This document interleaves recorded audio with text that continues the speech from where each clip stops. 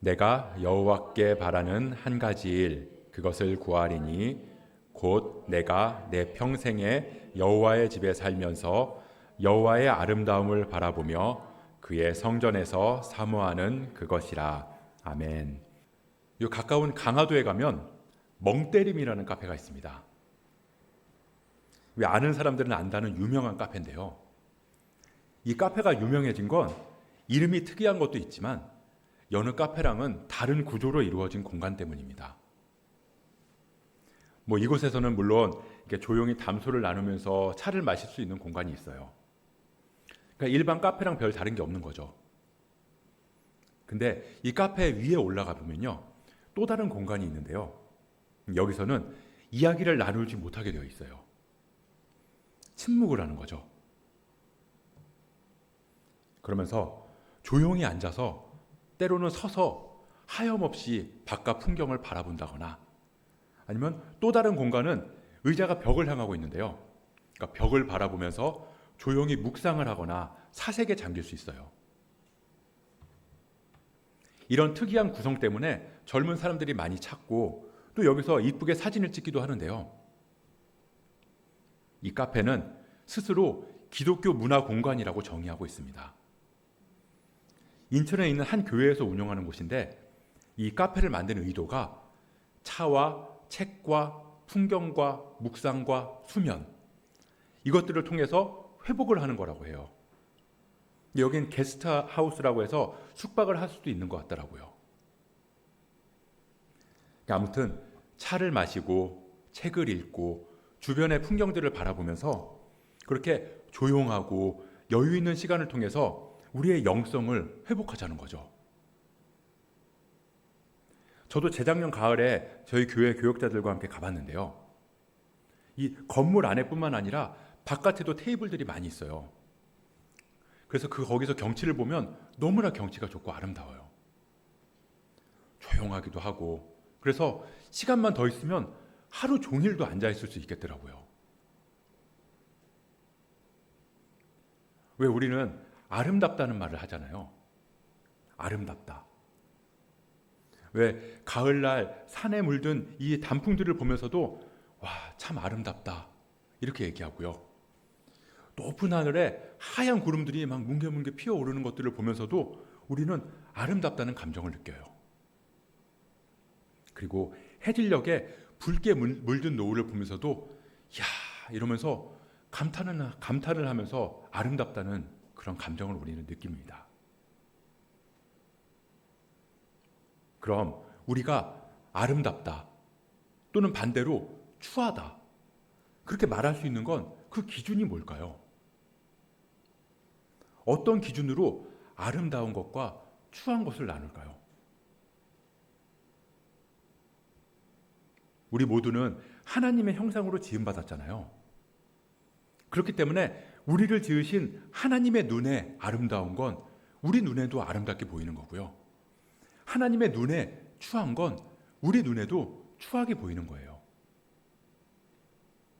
그러니까 우리 심령 안에는 기본적으로 하나님의 마음이 탑재되어 있다는 거죠. 옵션이 아닌 기본 사양이에요.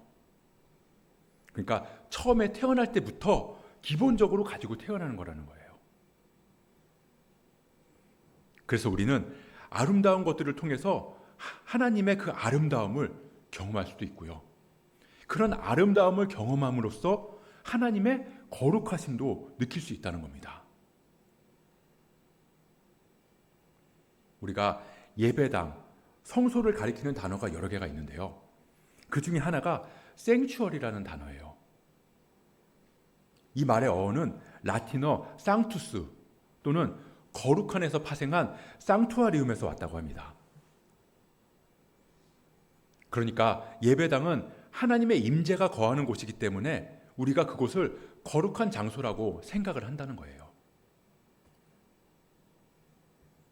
그래서 열왕기서에 보면 솔로몬이 성전을 건축하는 내용이 나오는데 거기에서도 레바논의 백향목 그리고 성전의 모든 기구들을 다 금과 은으로 만들었어요. 그러니까 당대에 가장 귀하고 좋은 것들로 가장 아름답게 그렇게 성전을 지었다는 거예요. 왜냐하면 하나님의 거룩하심을 아름다움으로 밖에는 표현할 방법이 없었거든요. 그래서 우리가 느끼는 아름다움은 거룩함의 감정이랑 매우 가까이 있고 또 닮아 있다는 걸 알 수 있다는 겁니다.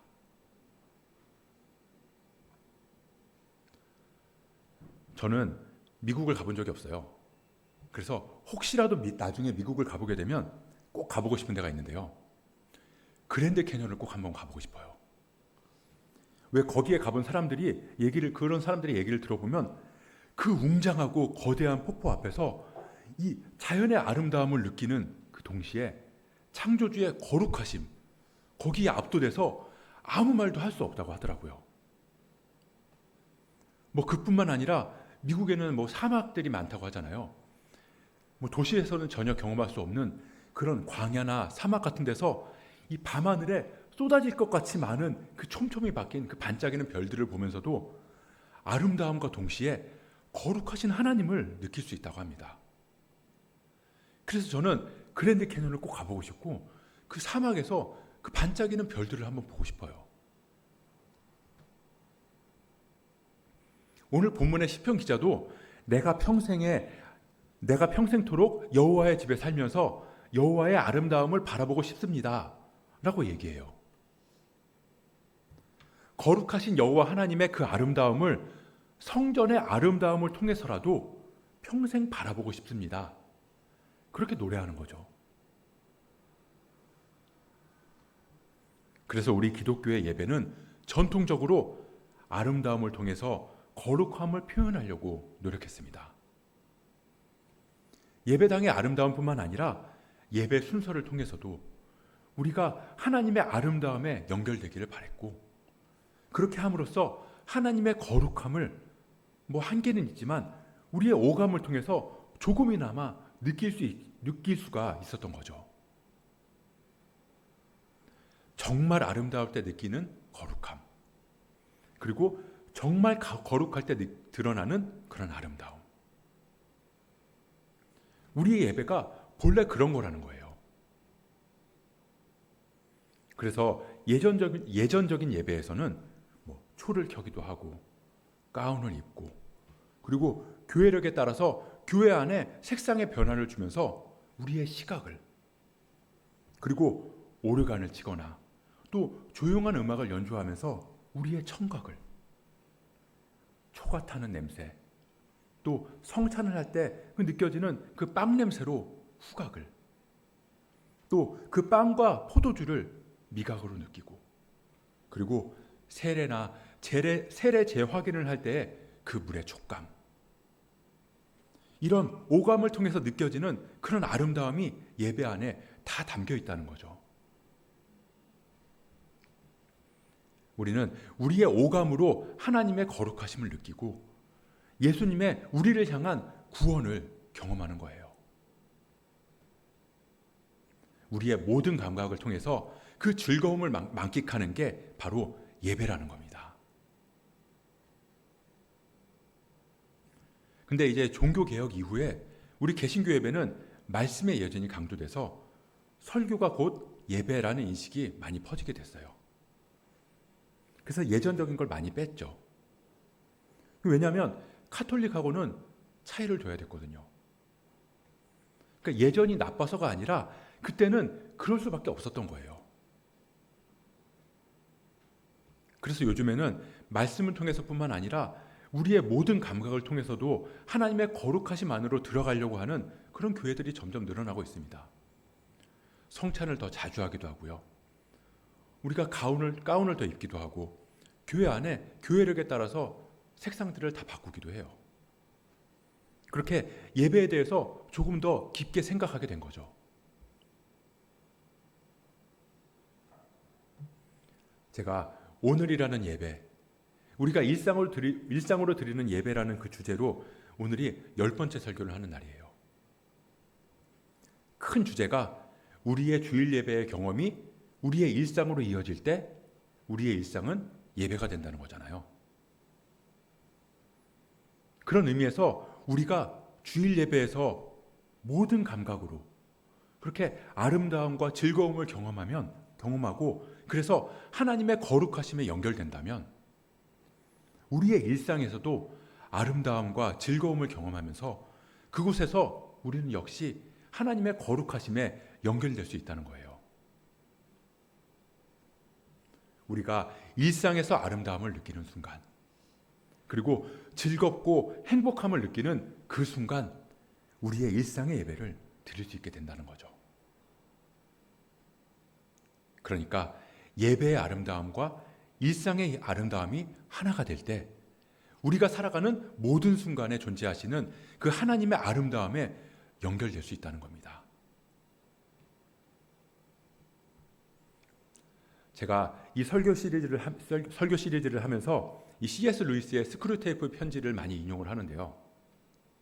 오늘도 그 중에 하나를 소개해 드리려고 해요.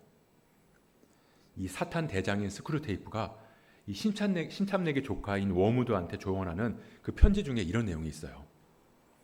이렇게 하면 하나님께로 가지 못하니까 이렇게 해라 라고 하는 그 편지 중에, 그러니까 어떤 사람이 산책을 할 때 사탄이 그 사람을 공격하려고 했다는 거예요. 근데 그 순간에 숨이 막힐 만큼 멋진 구름이 나타났다는 거죠.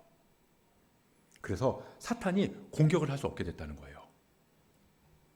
왜냐하면 사탄이 그 사람 마음에 안 좋은 생각을 넣으려고 했는데 그 순간 이 사람이 그 멋진 구름을 보면서 감탄했다는 거죠. 그러면서 그 아름다움에 빠져버렸기 때문이라는 거예요. 그래서 이 사탄 대장인 스크루테이프가 이 신참내기인 자기 조카한테 사람들을 즐겁고 행복하게 내버려 두지 말라고 조언을 합니다. 사람들이 멋진 길을 산책한다거나 때로는 조용히 차를 마신다거나 또는 목적을 가지지 않고 그런 순수한 마음으로 즐겁게 독서를 하게 내버려 두지 말라는 거예요. 그렇게 되면 사람은 그 안에서 이 싸구려 행복이 아니라 진짜 행복을 느끼게 되고 그러다 보면 하나님의 아름다움을 경험하는 감정을 갖게 된다는 겁니다. 그게 사탄들 입장에서는 굉장히 위험하다는 거예요.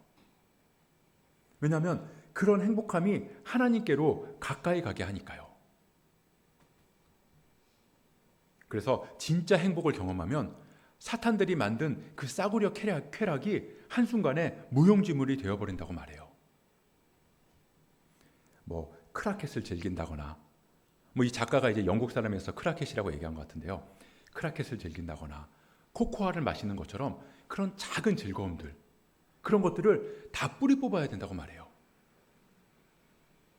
그러면서 그게 신앙이랑 직접적인 관계가 있는 게 아니라는 건 인정하지만 그런 행복이 하나님의 아름다움을 경험할 수 있는 도구가 될 수 있다고 그렇게 이야기를 합니다. 그래서 그런 소소한 즐거움, 소소한 행복, 그런 것들을 싹 다 뿌리 뽑아야 된다고 그렇게 당부하는 내용이에요. 저는 일상에서 가장 행복한 시간이 언제냐면요. 하나는요, 저희 아이들하고 장난치는 시간이에요. 제가 아재 개그를 좀 많이 하거든요. 말로 장난치는 거 좋아해요. 그래서 애들하고 그냥 말로 장난치면서 그렇게 웃으면서 그렇게 노는 시간, 그게 저는 참 즐겁고 행복해요. 그리고 또 하나는 저희 아내랑 같이 맛있는 걸 먹고 커피를 마시는 시간입니다. 어디 카페가 좋다더라, 어디 카페가 커피가 맛있다더라, 그러면 같이 그 카페를 가는 거죠. 다행히 저랑 커피에 대한 취향이 비슷하기 때문에 가서 이 커피는 어떤지, 그리고 이 카페는 어떤 분위기인지, 그러면서 저희가 카페를 또 했다 보니까 이 카페에 이런 게 눈에 들어오기도 하고, 이런 것들이 좀 아쉽기도 하고, 이런 얘기들을 막 해요. 그러면서 커피를 마시면서 애들 얘기도 하고, 교회 얘기도 하고, 하다가 때로는 밖에 지나가는 사람들을 구경하기도 하고. 그래서 쉽지는 않지만 그래도 일주일에 한 번 정도는 그냥 같이 밥도 먹고 커피도 마시고 그러려고 하거든요. 그냥 저도 분주한 마음을 잠시나마 내려놓고 아내도 바쁜 그냥 집안 일들을 잠시 멈추고 잊어버리고 그렇게 뭐 고급 커피숍은 못 가더라도 그냥 동네의 작은 카페들을 찾아다니면서 커피를 마시면 저는 참 즐겁더라고요. 왜 우리가 직장에서도 그렇고 왜 사람들한테 차 한잔 하자 이렇게 얘기를 자주 하잖아요. 그게 진짜 차를 마시고 싶어서도 있겠지만 그냥 잠시 멈추고 여유를 갖자는 말이에요. 그렇게 잠시 멈춰서 여유를 가지면서 이 손에 든 그 찻잔의 따뜻함, 그리고 차 향기, 커피 향기, 그리고 차를 마실 때 입안에 퍼지는 그 커피의 맛, 차의 맛, 거기에 조용한 음악이 흘러나오고 거기다가 앞에 멋진 풍경이 더 펼쳐져 있으면 우리는 오감으로 느끼는 아름다움을 경험할 수 있다는 거예요. 그래서 그런 오감의 아름다움을 경험할 수 있도록 사람들이 멍 때린 카페 같은 데를 가나 봐요. 일상을 잠시 멈추고 즐거움을 느낄 여유를 갖는 게 생각보다 쉽지 않거든요. 그래서 의지적으로 잠시 멈추고 그런 곳을 찾는 거죠. 그래서 저는 뭐 경치가 좋은 곳을 바라본다거나 그냥 사색을 할 때면 저는 그냥 하나님하고 대화를 하거든요. 특히 제가 좋아하는 장소들이 몇 군데가 있어요. 한 군데는 저희 장인어른 장모님 댁에 작은 방에 창문을 열어놓고 밖에 보이는 풍경을 보면요, 그냥 저는 그냥 멍하니 거기서 1시간, 2시간도 있을 수 있겠더라고요. 그러면서 저는 거기서 하나님하고 대화를 해요. 하나님의 음성이 물론 제 귀에 들리는 건 아니지만요, 그냥 이런저런 말로 하나님께 대화를 거는 거죠. 와, 하나님 너무 좋네요. 저 사람들은 도대체 어디를 가는 걸까요? 왜 이렇게 바쁠까요?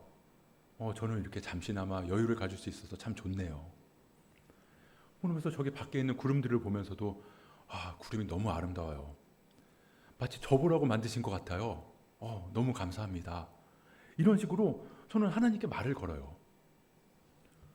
그러면서 뭐 요즘 제가 드는 감정들, 또 뭐 요즘 걱정거리들, 뭐 그런 것들을 이렇게 속으로 얘기하면서 하나님이 다 들어주시고 그러면 또 하나님이 제 마음에 말씀해 주시는 것 같아요. 그러면 마치 하나님이 제 옆에 앉아서 저랑 이야기하는 것 같은 그런 친밀함이 느껴진다는 겁니다. 그래서 굳이 카페를 가지 않아도 돼요. 일상에서 뭐 청소를 마치고 설거지를 마치고 그러고 나서 TV나 핸드폰이 아니라 그냥 한 번쯤은 그냥 일상을 멈추고 차를 한 잔 마셔보는 거죠. 식탁에 앉아서 식탁 위에 막 이렇게 놓여지는 것들 다 옆으로 잠깐 치워놓고 그냥 따뜻한 차 한 잔 마시는 거예요. 뭐 핸드폰으로 조용한 음악을 틀어놓는 거죠.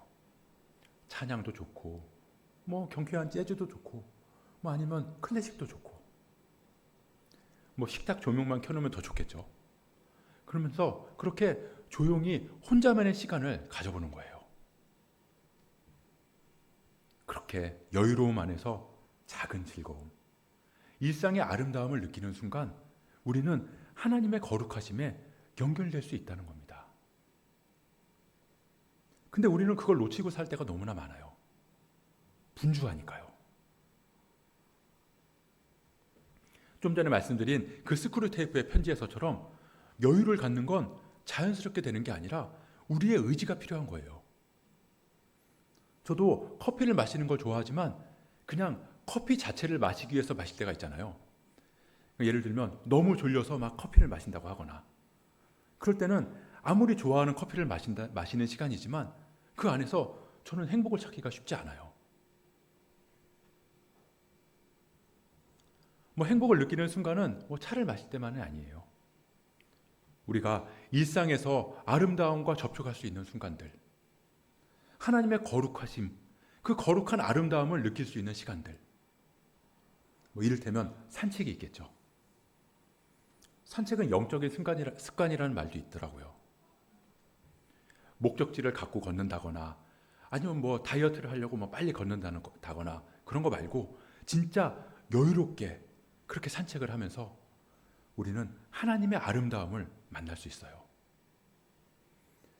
높고 푸른 하늘, 그리고 하얗게 일어나는 구름, 그리고 길가에 펴 있는 작은 꽃들, 바람에 흔들리는 나뭇잎. 그렇게 그 잠시의 순간에 우리가 아름다움이라는 감각을 갖게 되면 주일에 예배를 통해서 하나님의 임재, 하나님의 거룩함에 연결되듯이 차를 마시고 산책을 하는 그 순간에도 우리는 하나님의 거룩한 아름다움에 연결될 수 있다는 겁니다.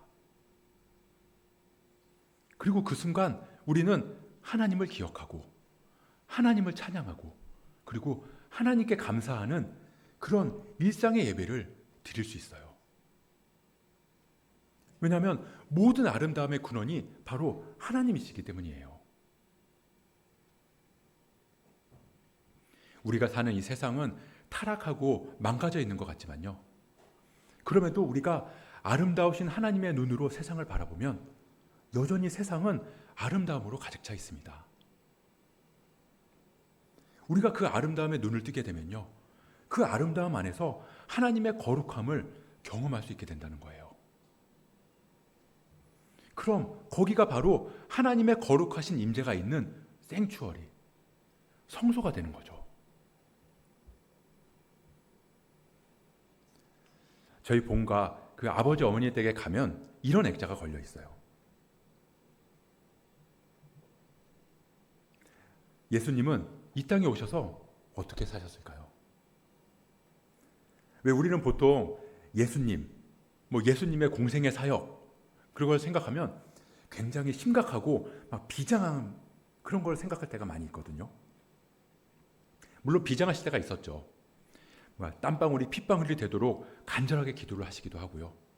그리고 종교 지도자들이랑 논쟁을 하실 때면 이 독사의 자식들아 이러면서 막 호통을 치기도 하셨고, 그리고 성전에서 매매하는 사람들, 이 사람들의 상을 다 엎으시면서 분노하기도 하셨어요.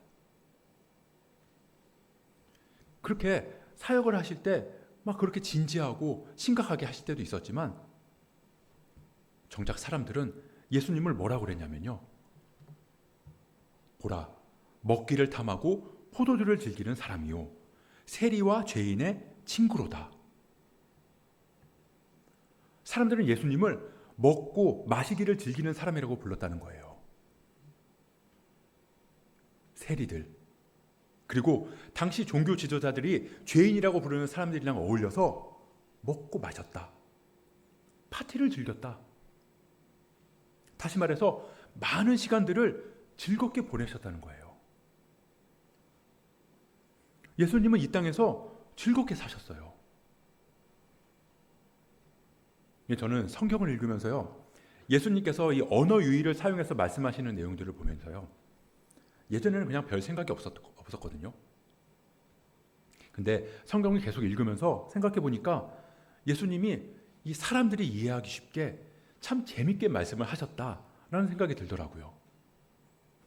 예를 들어서 마태복음 16장을 보면 너는 베드로라, 내가 이 반석 위에 내 교회를 세우리니 라고 하시는데, 이것도 보면 원어 발음으로 베드로, 페트로는 굴러다니는 자갈, 그리고 반석이라는 의미의 페트라는 움직이지 않는 반석.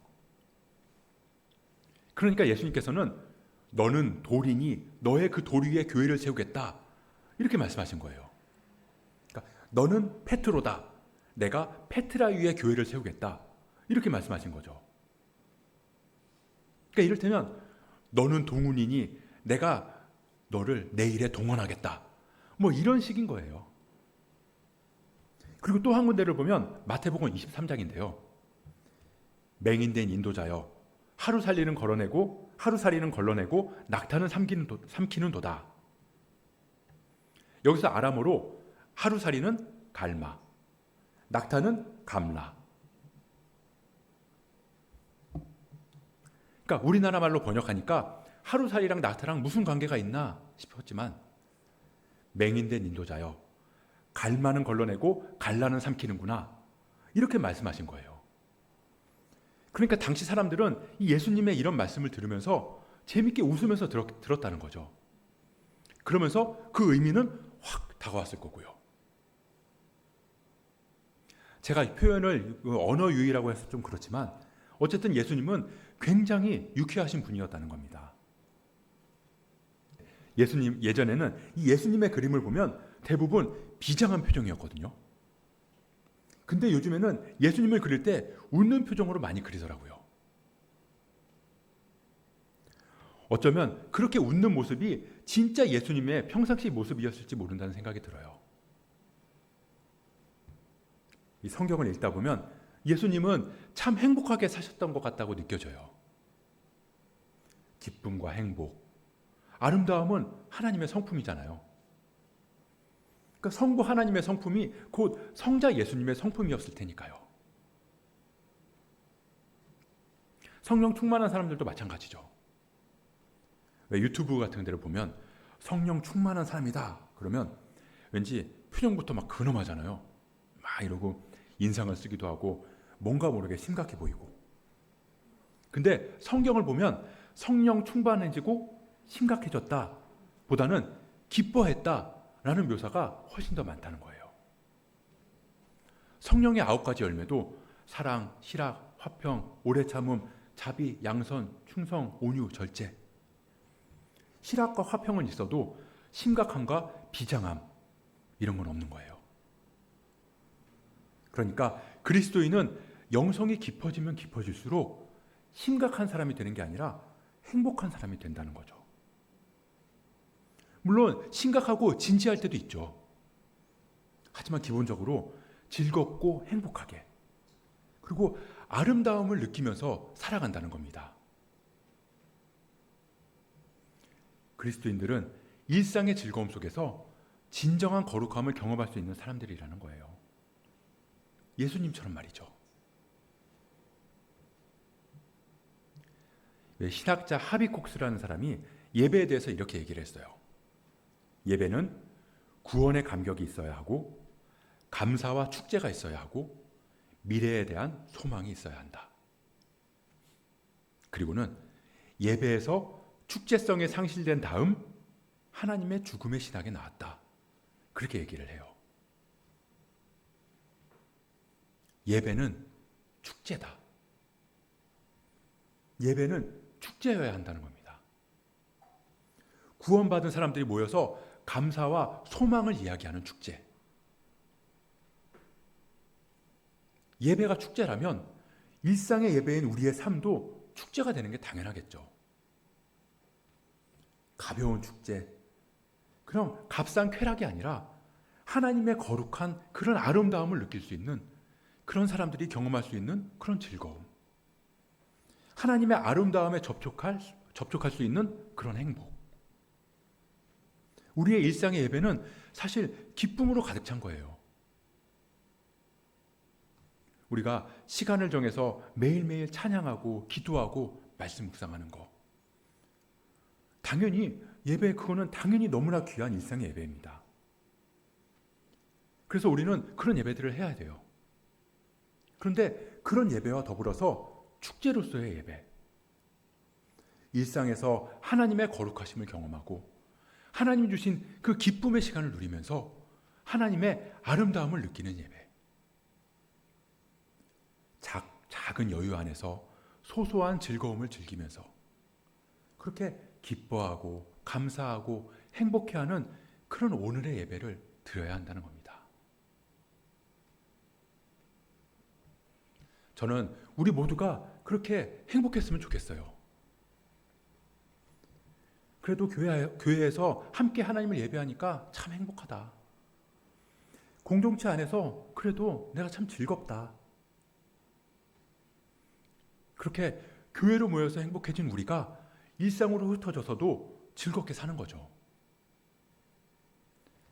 참된 즐거움은 하나님 임재의 상징이니까요. 그런 사람들은 우리를 보고 말하겠죠. 넌 뭐가 그렇게 즐겁니? 단조로운 일상에 지루하고 의미 없이 반복되는 것 같은 날들을 사는데 저 사람은 뭐가 그렇게 즐거울까? 그렇게 즐겁고 행복한 우리의 모습을 통해서 우리는 세상에 하나님을 드러낼 수 있습니다. 그리스도인들의 경건은 엄숙함만으로 이루어지지 않아요. 참된 경건은 오히려 아름다움과 기쁨으로 가득합니다. 우리가 지루하고 의미 없고 반복되는 것 같은 그런 일상 속에서도 하나님의 아름다움을 발견할 수 있기를 소망합니다. 그리고 그 아름다움을 마음껏 누릴 수 있게 되기를 축복합니다. 그냥 잠시 여유를 내서 차 한 잔 마시고, 그리고 산책을 하고, 좋은 음악을 듣고, 맛있는 것들을 먹고, 그렇게 우리의 삶을 파고드는 하나님의 은혜를 경험할 수 있는 그런 우리 모두가 됐으면 좋겠습니다. 그렇게 우리 예수 따라 모인 성도들 한 사람 한 사람이 일상의 모든 순간 속에서 하나님의 거룩한 아름다움을 느끼는 그런 일상의 예배자로 세워지기를 주님의 이름으로 축복합니다.